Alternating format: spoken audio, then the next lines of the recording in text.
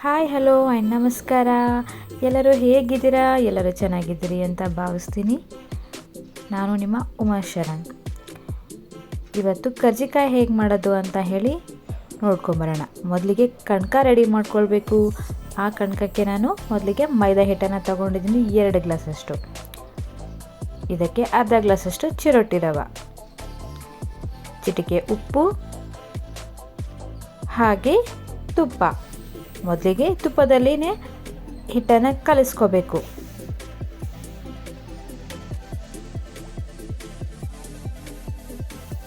ಕಲಸಾಯ್ತಲ್ವಾ? ಈಗ ನೀರನ್ನು ಹಾಕ್ಕೊಂಡು ಕಲಿಸ್ಕೋಬೇಕು.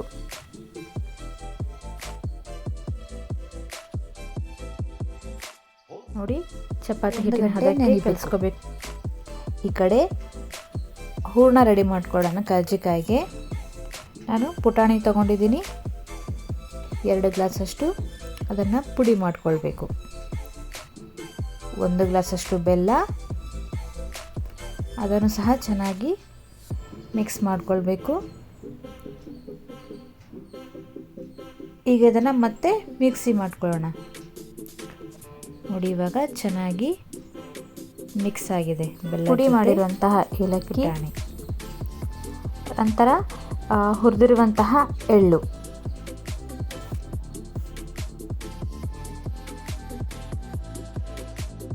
ಈಗ ಕೊಬ್ಬರಿ ಪುಡಿ,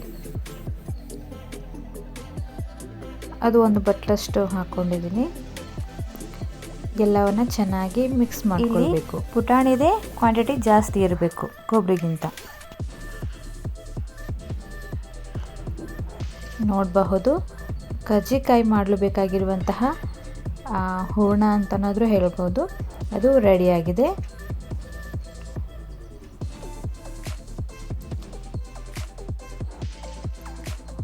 ಈಗ ಒಂದು ಪ್ಲೇಟ್ ತಗೊಳ್ಳಿ, ಒಂದು ಬಟ್ಟೆಯನ್ನು ಹಾಕಿ ಅದಕ್ಕೆ ಸ್ವಲ್ಪ ನೀರನ್ನು ಚಿಮ್ಮಿಸ್ಕೊಳ್ಬೇಕು.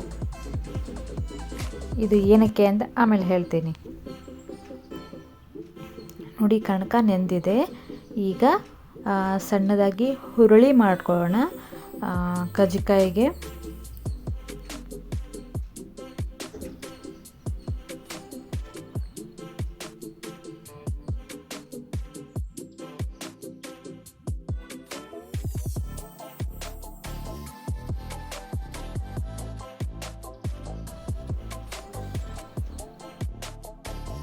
ನೋಡಬಹುದು, ಹುರುಳಿ ಇಷ್ಟಿದ್ರೆ ಸಾಕಾಗುತ್ತೆ.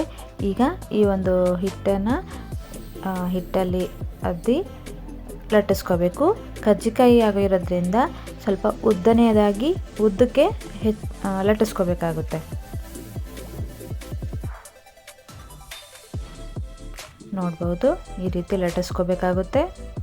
ನಾನು ಕರ್ಜಿಕಾಯಿ ಮಾಡಲಿಕ್ಕೆ ಯಾವುದೇ ಹಚ್ಚನ್ನು ತಗೊಳ್ತಾ ಇಲ್ಲ, ಹಾಗೆ ಮಾಡ್ತಾ ಇದ್ದೀನಿ.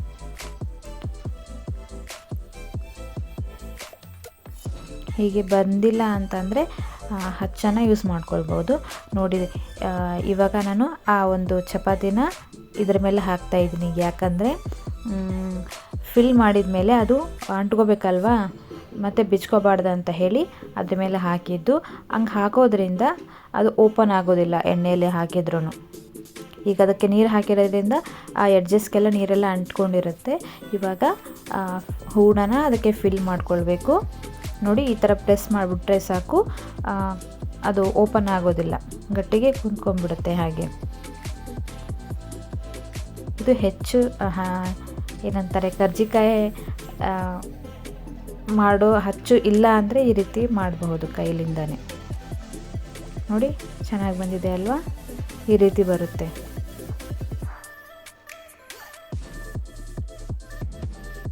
ಇದೇ ರೀತಿ ಎಲ್ಲವನ್ನೂ ಮಾಡ್ಕೊಳ್ಬೇಕಾಗುತ್ತೆ.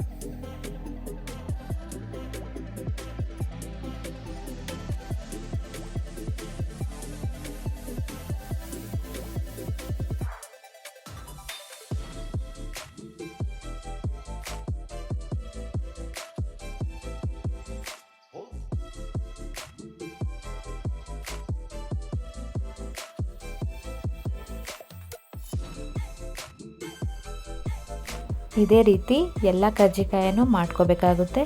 ಇದಕ್ಕೆ ಫಿಲ್ಲಿಂಗ್ 2 ಸ್ಪೂನಷ್ಟು ಫಿಲ್ ಮಾಡ್ತಾ ಇದ್ದೀನಿ.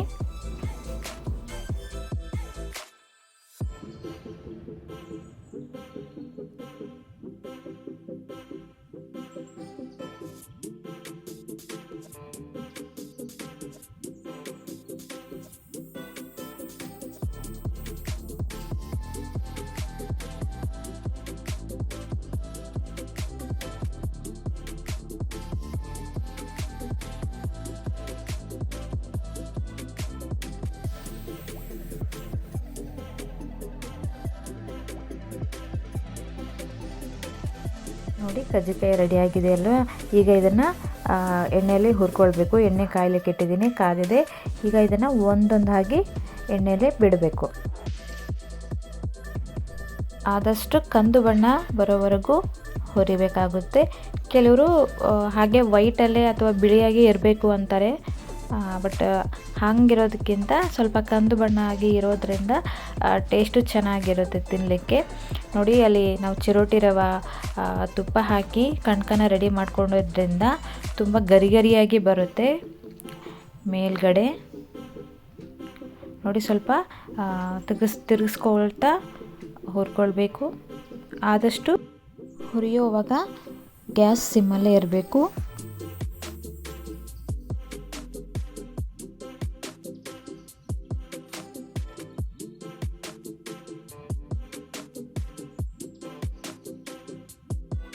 ನೋಡಿ ಈ ಕಲರಲ್ಲಿ ಬಂದರೆ ತುಂಬ ಚೆನ್ನಾಗಿರುತ್ತೆ. ಗರಿ ಗರಿಯಾದ ಕರ್ಜಿಕಾಯಿ ರೆಡಿ ಆಯಿತು.